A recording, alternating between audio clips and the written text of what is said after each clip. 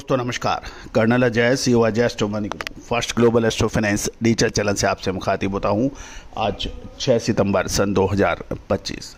दोस्तों Ajay astro money group देश का पहला चैनल है जो 42 कमोडिटीज 5 मार्केट पर लगातार अपडेट और विश्लेषण आप तक प्रस्तुत करते हैं।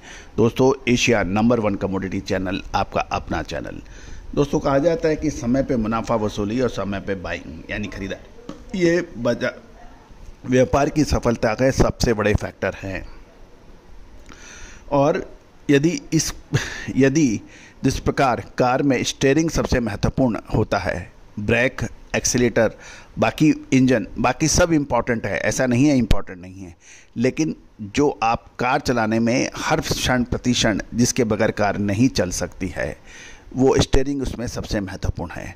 और बाज़ार का सही समय पे खरीदारी और बिकवाली, ये सबसे अहम फैक्टर माना जाता है। और दोस्तों यदि इसके बगैर आपका व्यापार चल नहीं सकता। और विश्लेषण के मामले में देश दुनिया का सबसे अहम चैनल आपका अपना चैनल है। कोई भी अग्रिम विशेष रिसर्च रिपोर्ट के लिए आप संपर्क कर सकते हैं। दोस्तों अनाज पर गेहूं, मक्का, बाजरा, इनके ऊपर हमने आपको लगातार अपडेट विश्लेषण दिए हैं। पिछले साल भी हमने आपको 2200-2250 रुपये पे गेहूं खरीदने के लिए कहा था और 3300-3300 रुपये के आसपास आपको बेचने के लिए कहा था, जो कि अक्षत सत्य साबित हुए। इस साल की अपडेट के लिए हमने अपने सारे पेड जिन्होंने रिसर्च ली है उनको अपडेट कर दिया है। आगे गेहूं में क्या हो सकता है, अभी खबर निकल के आ रही है कि भूसी ब्रांड के निर्यात लाइसेंस की खबर ने गेहूं की कीमतों में तेजी का रुख बना दिया है। जानिए रिपोर्ट विस्तार से। दोस्तों खबर निकल के आ रही है कि शुक्रवार को यानी कल भारत की प्रमुख मंडियों में गेहूं की कीमतें मजबूत रहीं। और इस तेजी का कारण इस खबर के कारण आई कि सरकार भूसी के निर्यात के लिए लाइसेंस दे रही है। हालांकि ओणम और ईद के त्योहारों के कारण बाजारों में व्यापार मंदा रहा। ये भी ध्यान देने वाली बात यह है दोस्तों कि ब्रांड यानी भूसी के निर्यात लाइसेंस की बात पहले भी उठी थी, लेकिन उसके बाद कोई अधिकृत सूचना नहीं आई थी। जैसे ही अधिकृत सूचना आएगी सरकार द्वारा हम आपको अपडेट करेंगे, लेकिन बाजारों में ये अफवाह जरूर है।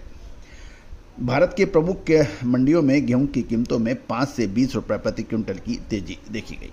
मध्य प्रदेश में 10 रुपये बढ़कर 2750 रुपये, राजस्थान में 5 रुपये बढ़कर 2755 रुपये पे कारोबार होने के समाचार हैं। आसाम और दक्षिण भारत के मंडियों में भी 10 रुपये की तेजी के साथ आसाम में 3060 और दक्षिण भारत में 3100 रुपये पर कारोबार हुआ है। उत्तर प्रदेश में 10 से 20 रुपये की तेजी 2750 रुपये प्रति क्विंटल के बाजार के भाव, और बिहार में गेहूं का भाव 10 रुपये बढ़कर 2760 रुपये प्रति क्विंटल हो गया है। कोलकाता में भी गेहूं की अच्छी खरीदारी देखने के समाचार मिल रहे हैं और कुछ खरीदार तो सीधे गोदाम से ही माल खरीद रहे हैं मंडियों के बजाय। जहां तक दिल्ली की बात करें, देश की राजधानी दिल्ली में भी गेहूं की कीमतों में लगातार बढ़त देखी गई।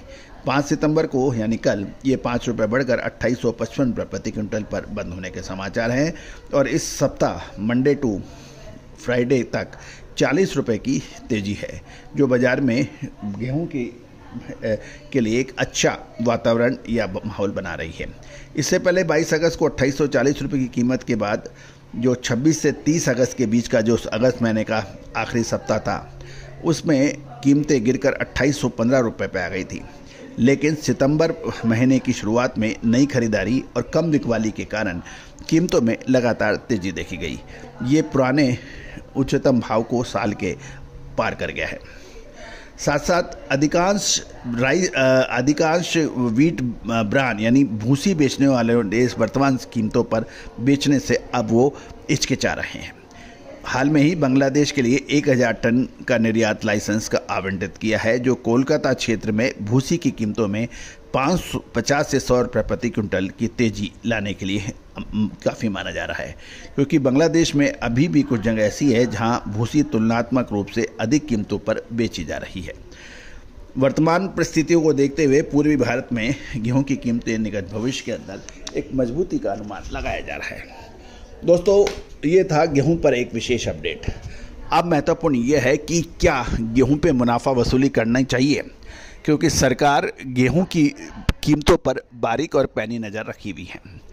हाल में ही गेहूं की का स्टॉक लिमिट जो घटाई है, क्योंकि सरकार गेहूं की कीमतों पर काबू करने के लिए उसके पास दो अस्त्र हैं, यानी दो तरीके से वो कीमतों को काबू रखने में सक्षम होती हैं। नंबर एक, स्टॉक लिमिट लगाना, स्टॉक जो मौजूदा स्टॉक लिमिट है उसको घटाना। दूसरा अहम अस्त्र सरकार के पास होता है कि ओपन मार्केट सेल स्कीम में सरकारी गोदामों का जो भंडारित स्टॉक है उसको टेंडर के जरिए बाजार में उतार देना। तीसरा महत्वपूर्ण ये भी बिंदु समझने पड़ेगा कि इस बार पिछले सालों के मुकाबले गेहूं की सरकारी खरीद काफ़ी पर्याप्त मात्रा में हुई है और सरकार के पास गेहूं का पर्याप्त भंडारण और रिजर्व स्टॉक से ऊपर की मात्रा मौजूद है। चावल तो बेहताशा है। अब महत्वपूर्ण ये है कि एक तरफ आगे त्योहारों की डिमांड, उपलब्ध स्टॉक, व्यापारी और फ्लोर मिल्स और रिटेल चेन श्रृंखलाबद्ध दुकानें और रिटेल के पास कितना उनके पास स्टॉक, कितनी खपत का अनुमान, ये सब महत्वपूर्ण है। और गेहूं की नई फसल बाजार में उपलब्ध अभी लंबे समय तक होगी नहीं। गेहूं के निर्यात पर भी क्योंकि भारतीय गेहूं के खरीदार कम हैं, ये भी एक ध्यान देने वाली बात है। अब गेहूं का आयात, ये सारी चीज़ें आपको ध्यान में रखकर अपना व्यापार तय करना है। हमने आपको सारे बिंदु, सारी अपडेट्स, हम आपको जानकारियां दे रहे हैं। विश्लेषण अब आप कीजिए, और यदि आप हमारा विश्लेषण चाहते हैं, अग्रिम रिसर्च रिपोर्ट चाहते हैं, अग्रिम विश्लेषण चाहते हैं, तो आप हमसे संपर्क कर सकते हैं। दोस्तों, अक्सर कहा जाता है कि जानकारियां उपलब्ध कम होती है, इसलिए नहीं कर पाते हैं। जानकारी हम दे रहे हैं। सोनाक्षी की रसोई में आज की स्पेशल गेस्ट है मौसमी चैटर्जी जी। ये जी नहीं, मौसमी आंटी। ओके आंटी मौसमी, तो आज आप क्या बनाएंगी? मैं क्यों बनाऊं? मैं तो गेस्ट हूँ, आप बनाओ, हम खाएंगे। एक्टिंग में तो हिट हो, अब खाना बनाओ सुपर हिट। ठाट से बनाऊंगी खाना, है ना द बेस्ट एवरीडे मसाला।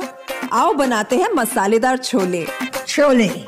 हर रोज के करी में एवरीडे मसाले, शाही बिरयानी में स्वाद का जायका, पटल पोस्तो और शुष्य इलिश भापा।